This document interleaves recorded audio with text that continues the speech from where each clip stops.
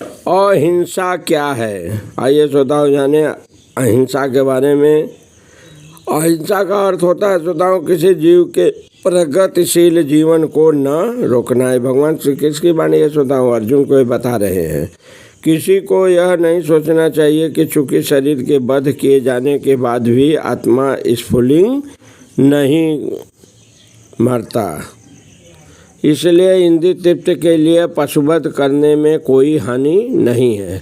प्रचुर अन्य फल तथा दुग्ध की पूर्ति होते हुए भी आजकल लोगों में पशुओं का मांस खाने की लत पड़ी हुई है, लेकिन पशुओं के वध की कोई आवश्यकता नहीं है। यह आदेश हर एक के लिए है। जब कोई विकल्प न रहे श्रोताओं तभी पशुवध किया जाए, लेकिन इसकी यज्ञ में बलि की जाए। जो भी हो, जब मानवता के लिए प्रचुर भोजन हो तो लोग आध्यात्मिक साक्षात्कार में प्रगति करने के इच्छुक हैं, उन्हें पशु हिंसा नहीं करनी चाहिए। वास्तविक अहिंसा का अर्थ है कि किसी के प्रगतिशील जीवन को रोका न जाए।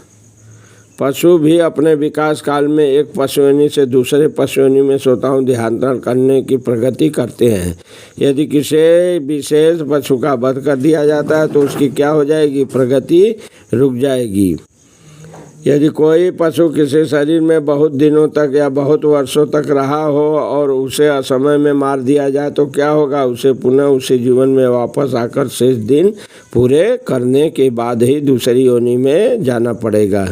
तो इसलिए जो है अपने स्वार्थ की तुष्टि के लिए किसी की प्रगति को नहीं रोकना चाहिए। यही श्रोताओं अहिंसा है, इसको जान लीजिए।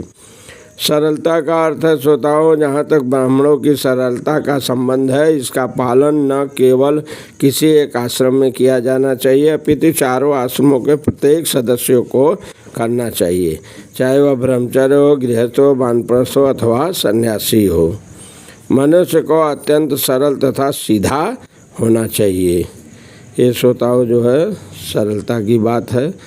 का समय का अभाव है, समय के अभाव को देखते हुए कथा को यहीं पर विराम दी जाती है। एक बार प्रेम से बोलिए श्री कृष्ण भगवान की जय।